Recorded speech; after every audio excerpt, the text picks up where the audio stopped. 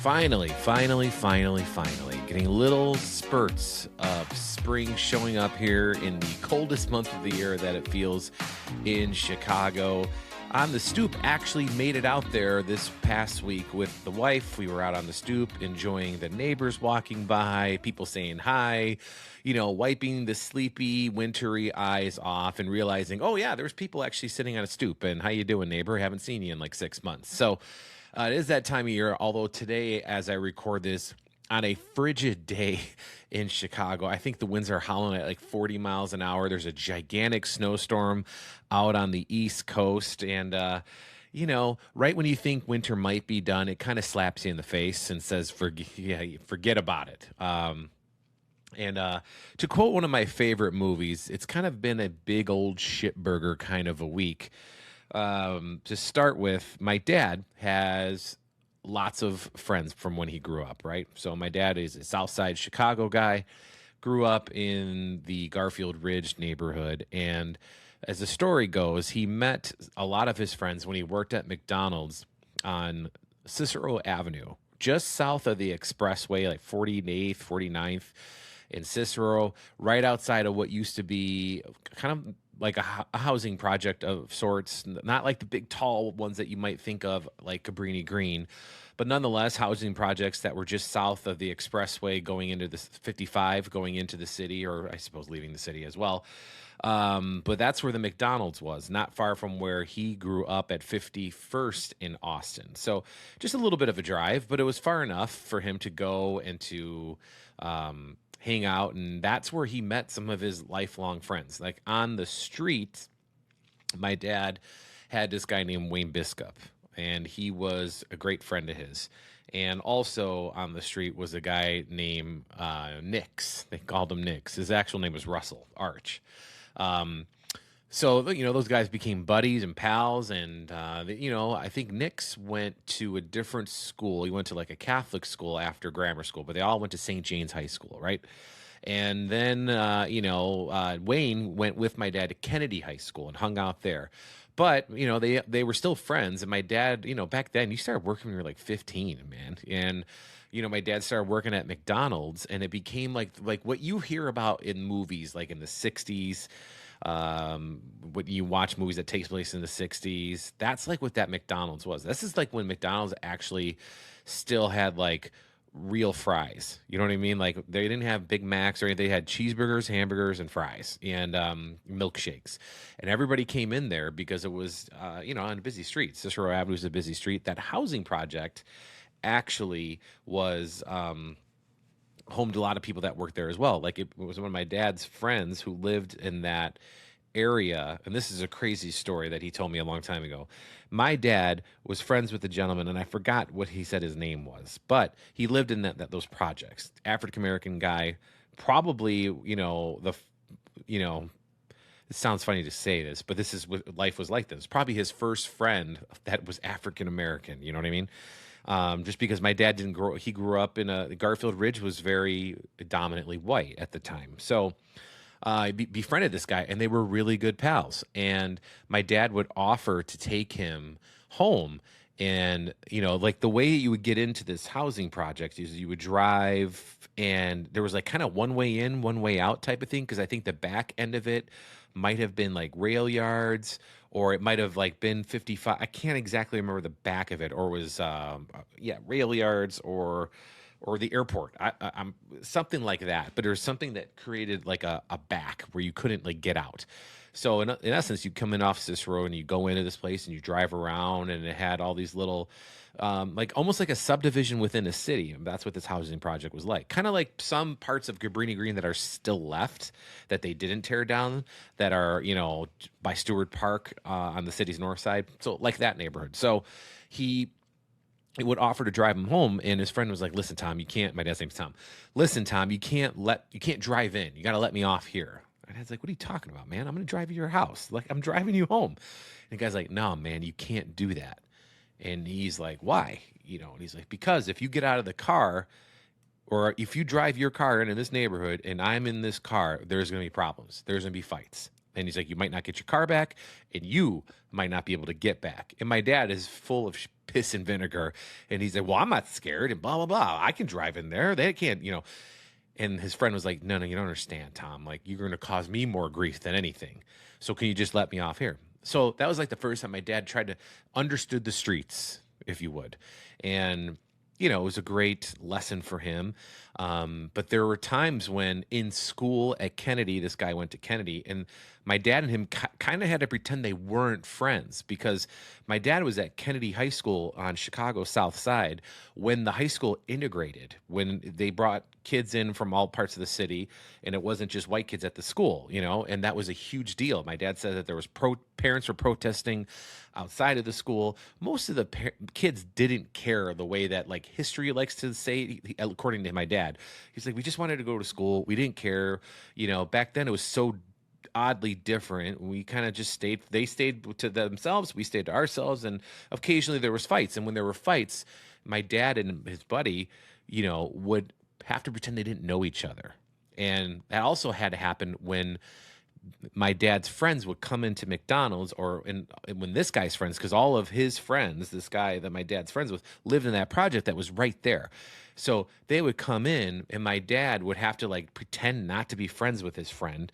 But my dad, also being the the charming guy that he is, when he chooses to be charming, is, you know, he would, you know, offers them, you know, like free food. I mean, that's what you do when you work at a restaurant. You offer your pals free food.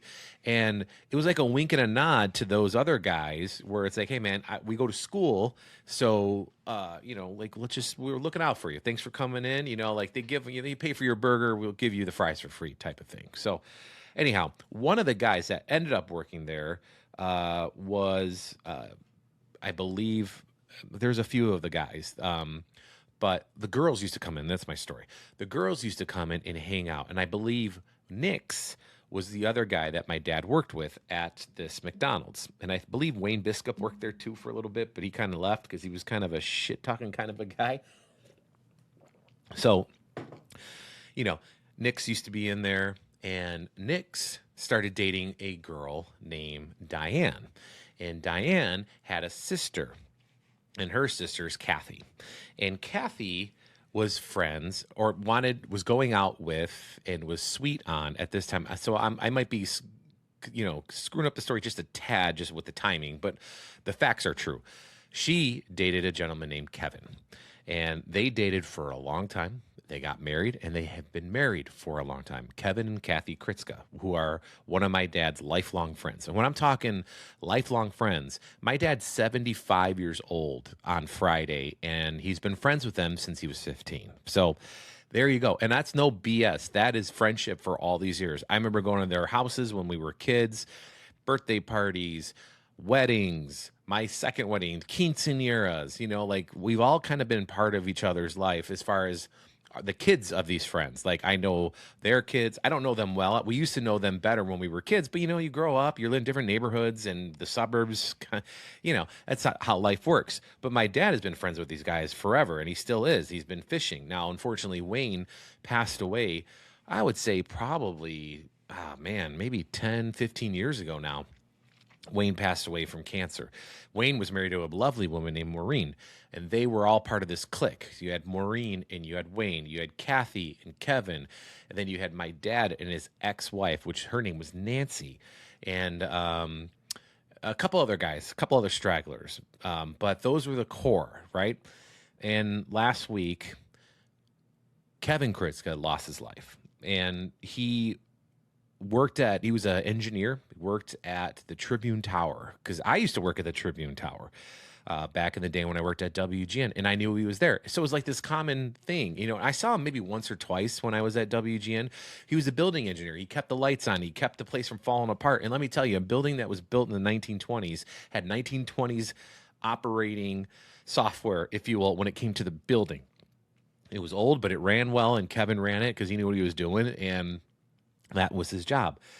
And Kevin over the years has had, surgeries and things like whatnot. But they've always traveled. He loved his muscle car. I remember when he retired, he had like this beautiful Dodge Challenger, and it was just a gorgeous car, right? And he would drive it around. He got in an accident, I think. It kind of made him hesitant about the car. But him and Kathy would travel. They would go out to eat. They invite my mom and dad out to eat. They were in bowling leagues. And his health declined. He was with a walker, and but they were still doing their thing. Like my dad tells a story that they went fishing like 2 years ago, right? They go to this place that my parents have. It's a camper in Coal City, Lake Point Club or Lake Point Club, I believe it's called. And they would go fishing, and Kevin fell in the lake. My dad so my dad doesn't have a cane. Kevin had a cane. Nick's, I think, should have a cane, but didn't, but they couldn't walk really well. But Kevin like kind of just fell in going after a fish, and he was kind of floating out in the water. My dad had to go get him and swim him back into shore. And their friends and my family, immediate family, we use the term "that guy's a deep" or "what a total deep." These are the deep originators, right? So this guy's like, he had a deep attack. He's falling in the water. We had to go get him, pull him out, and then they kept on fishing, soaking wet, whatever. Kevin, that they did that to this day. They went fishing, the three of them. My dad, not all the time, because my dad has all these projects that he likes to help people with, like myself and my brothers and my family members. He puts in fans, he puts in lights. My dad's like a handyman. He can fix your furnace. I'll give you his number if you need it. And we heard that Kevin had a spinal stroke. I've never heard of a spinal stroke in my entire life, but apparently it's a thing, and it's devastating. A spinal stroke is what it sounds like. It's a stroke of the spine, and it basically left him paralyzed, but weird paralyzed, because he can feel everything. So he can feel his arms and legs and face, but he couldn't move any of them, and he couldn't really talk, and he couldn't breathe on his own. And they made the really tough decision, because Kevin was like, this isn't for me. Like, Kevin's a South Side guy, like, I can't do this like this. I'm not going to be a vegetable. And, that his wishes were not to be hooked up to a machine the rest of his life. And so his life ended. And his wake is this week. His funeral is Friday. And after that, we found out that a long friend of mine who is a photographer at WGN, her husband passed very suddenly. And she believes that it could have been complications from rapid weight loss. Now, whatever that may be, he was on the shot. Last time I saw him, he's like, "I'm on the shot, Tom." And he was a great guy, and tall dude, 6'3", and him and my friend they're an awesome couple. They did not have children. They lived in Chicago for the last 30 plus years. She's been a photographer at WGN for the last 30 years, whatever that make a long time.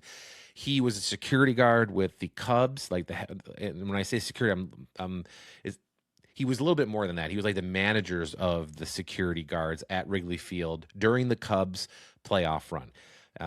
He was a great guy. His name was Todd, and always sweet to me. And his wife, Mary, she has been sweet to me since the day I met her. And everybody's scared of Mary when you don't know of her. You would hear, yell in the newsroom, or you would know she was there. She'd make your presence known. And Todd was kind of the opposite. You meet him out, and, they have a couple drinks, and it was just a good time. And my fondest memories of Todd happened to be at bars. They just did. And, the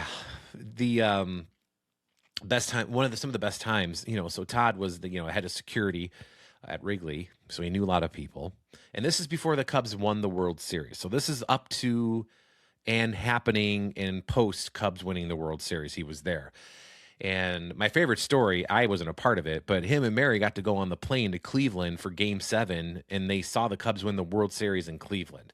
Like, that's what the Cubs were like back then. They were more of a family vibe than now, because he left the Cubs because they became the opposite vibe, and didn't want to be a part of it, which I understand to a degree, right? So, um, but my favorite story with Todd is, we would go to Cubs games. You get Cubs tickets all the time, right? So Mary would be like, hey, you want to go to a game? I'm like, hell yeah.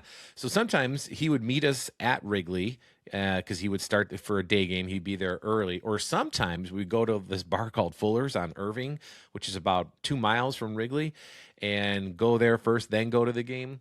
Either way, before they had that giant monstrosity sports book that they have there right on Addison and Sheffield, there were like a pseudo outdoor patio area, and I forgot what it was called. I think it was called like the Jack Daniels bar or patio. It had a couple names that were cheesy, and it started off like So Chicago Cubs before they became like the corporate entity that they are. Because when it first started, it was like seriously like an outdoor tent type of thing, like awning with like a couple chairs and portable bars that were on wheels, right? That had like giant things of ice, and there was a keg in there and it had a couple taps, right? And then Captain Morgan's Club, that's what it was called. Um, and it was kind of cheesy but it was cool because it was like on the patio. Like a year before, it was just the bricks on there, and then now there's bricks and there's chairs, and there's like a little stanchion, and it was supposed to be open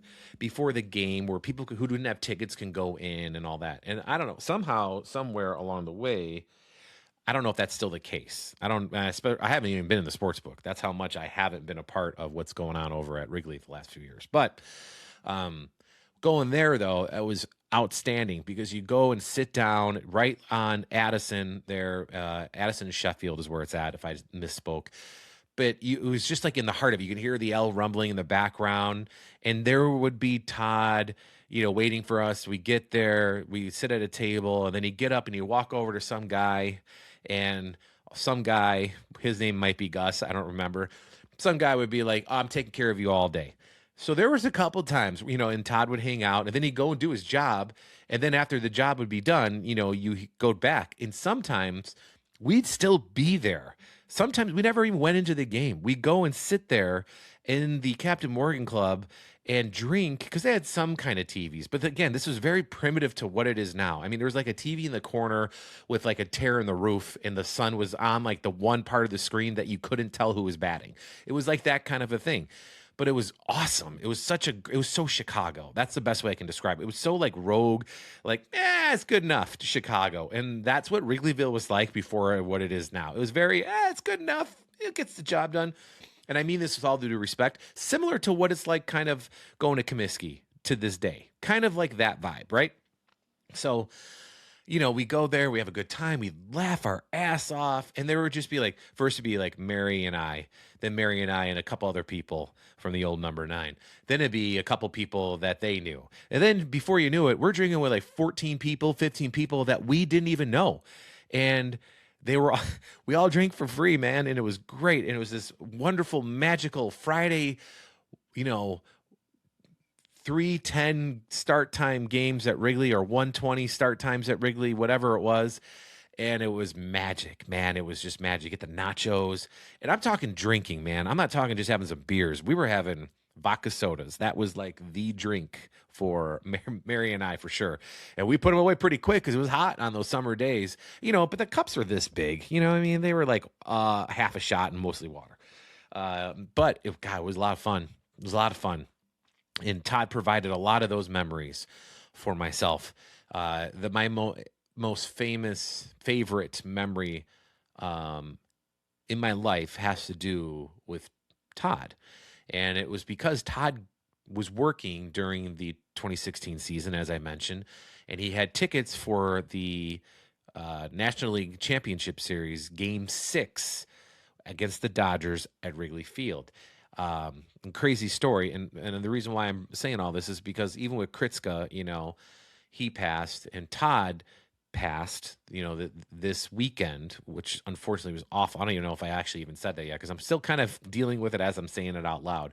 He passed suddenly last Friday, and he's going to be cremated. And my favorite memory in life, and my favorite memory that's not with Todd, but Todd related, has to do with cremation, which is a weird story. I realize as I'm saying this out loud, it's weird, but it's a true story.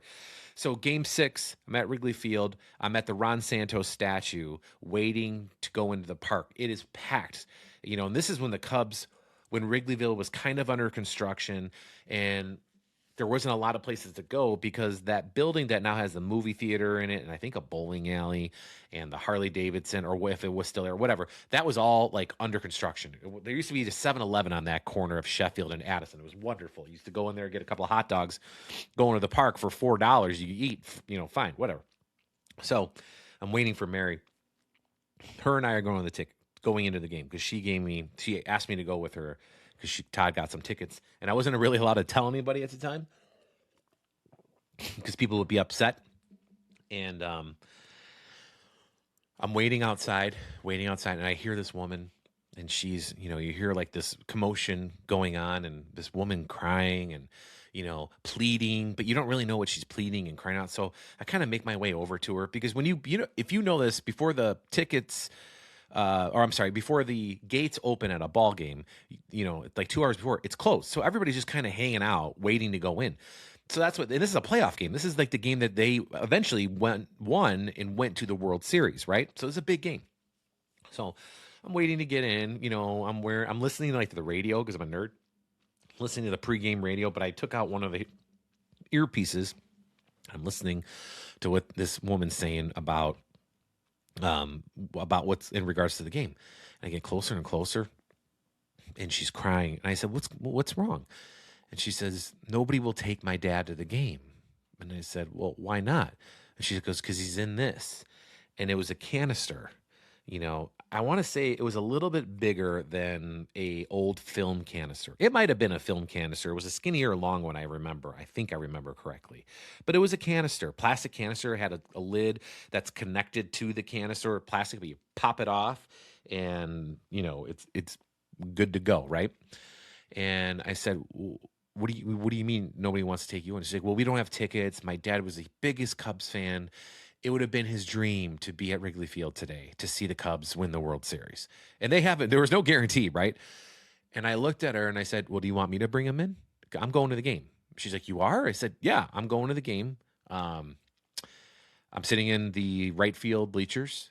I said, "What's your dad's name?" And she says, "Frank." And I said, "Okay, I'll take Frank into the game." And she's like, "You will?" And I said, "Of course I will. Like, I am a lifelong Cubs fan. My grandfather, who never saw the Cubs go to the World Series, because the last time they went, he was in the war, never got to see them in the World Series when he lived in Chicago. So I understand. I will take your dad into the game." And she's like, "Oh my gosh, thank you." And I walk away from her. I'm like, "Oh, wait." I go, "Wait, what's your name?" And I forgot her name. But, so what's your dad's name? And she says, "Frank." And I said, "Frank and I are going to go and watch the Cubs get to the World Series. And I said, when they win, I want you to know in your heart, when they win is when I will sprinkle his ashes on the field." She says, "Okay," which, by the way, I think it's frowned upon / illegal. So allegedly I did all this, right? So, and a lot of people do it. It's like probably the biggest graveyard in the world. That I don't want to get into that. So anyhow, we go into the game. I show Mary the thing. I tell her the story I just told all you. And Mary was like, "Dude, you got to know Mary." She's like, "Fuck yeah. All right, cool." So I just put it in my pocket. I think I was wearing like a sweatshirt similar to this one, but it was the one that said like, playoff bound Cubs. I was such a nerd. I mean, I enjoyed every minute of it, and I don't regret it. And I was full bore into the moment, and Mary and I kept sneaking up the bleachers to go, because Mary, at this point, Todd's been working for Wrigley for a few years, the Cubs, so he knew all the security guards. So he knew a guy where they were hooking us up. I don't remember if they were completely free, but they were hooking us up, and Mary was tipping heavy, and they were pouring heavy. And Mary and I were having vodka sodas, and we were probably having one an inning. So that's probably being generous because it was a celebration, but one an inning. So 9 vodka, and this is like big drinks, because this is in the bleachers at Wrigley. So we're doing our vodka sodas and pounding them. And I remember it gets to the top of the 9th inning, and Mary and I are feeling pretty good, right? And She's like, "Oh, you got to remember to bring about Frank." And I was like, "Oh, right, Frank." So I was like, "Yeah." So Frank's out, ready to go. They get one out in the inning, and somehow the Dodgers get a runner on. And I remember I looked at Mayor and I said, "They're going to hit into a double play, and we're going to win this thing, Mayor." Like I just knew they were. So I took Frank, right, and he's in my container, and I popped it open, and I'm holding him like this because what I want to do is when they win, I'm going to throw it, right? So I'm holding Frank and we're watching the game. We're like, oh my God. And oh my God. And all I remember is Addison Russell turning the double play. And I remember Rizzo catching it. And then the explosion of noise and vibrations, like just, was intense. But when they won, I remember I looked at Mayor and I was like, they won. And I was like, oh my God. And then you look, and then all you see is beer and any kind of other drink in the world flying everywhere, all over, soaked. And then I had Frank. I was like, oh, I gotta remember Frank. So I chucked Frank, right? And it's not that heavy, but I was like 3 rows up from like the main 5 rows maybe from the rail, and I saw Frank's canister go out to the field. Nothing came out of it. I'm like, oh crap, did I dump it out behind me? Then I saw it turn and the wind caught it. I swear I'm not making this up. The wind caught it and it just went, and it was just like this haze over where Jason Hayward just was, right? I think that they ran to like parts of center field, like Hayward ran to center field with Dexter, and they were celebrating, and you see the ash kind of just fall, and there's more beer. And I just remember going, I did that, and then I hugged Mary, and we took pictures. And I get this reminder every year on October, whatever the date was, because there's a picture of Mary and I like this, and we look like we have ran 40 miles. And it wasn't necessarily because we were drunk. It was more of the anxiety and the pressure that moment was up to that point in the ballpark. And we had drinks. But it was just an outstanding time. It was so beautiful. And other people, grown men, and I was crying. There was no doubt. Other grown men, and I'm talking grown men, nerd looking guys, grown men, douchebag looking guys, grown men, old men, grown men, young men, grown men, uh, golf wearing polo looking. I mean, all sorts of guys, all crying, all can't believe what they just witnessed. It says like World Series on the thing. The celebrating continues. And that moment would not have been possible if it weren't for Todd. And I will never, ever, ever forget it. And that was just a little brief story, maybe not so brief, of his generosity and what kind of man he was, that he was cool with his wife going to a ball game and hanging out with another dude, and didn't care and bought drinks and was a gracious host every time I was with him. He was at my house here last summer, 2 summers ago. And I just really enjoyed his company, and it was a real blow that he was taken so soon from Mary, because there's some things aren't fair. I know death isn't fair. It's inevitable, but man, oh man, death's timing does suck sometimes. And Todd was just getting himself healthy. He's a bigger guy. He was 6'3", big dude, but he was on the shot, as he said, the Ozempic, and was getting himself into shape, and his gallbladder burst, and who knows why. I can go on. That could be a whole other podcast, but I'm not going to go there. I don't want to. I just want this to be about Todd and, Iowa boy, and proud to be an Iowa boy, love Chicago, but I think they were looking forward to going back to Iowa. And now, Mayor's figuring it all out, what she wants to do. She wants to continue working at the old number 9 or not, or work past when she wanted to. I mean, it sucks, man. They had their whole retirement life ahead of them. He had been retired for a couple of years, and they were about to be on that journey together, and God took him away. So it's pretty sad, but I thought it was worthy of a conversation on the stoop here. So thank you for indulging me listening to it. Somber indeed, But celebration, just because he was a hell of a guy. He was a huge Cubs fan. You know it by being in their house that he was a huge Cubs fan. I can just say that. And yeah, well, I'm going to miss him. But that story, I'll never forget as long as I live. So that is the Front Stoop. I will be back next week, hopefully, and subscribe. I also got Stories from the 78. Be sure to hop over there if you're listening to this on Spotify or wherever. Go to the website, storiesfromthe78.com, or the YouTube page, Stories from the 78. You can see the 1,000+ stories that I've done in my career about great Chicagoans like Todd. So with that, I'll see you guys later. Take care.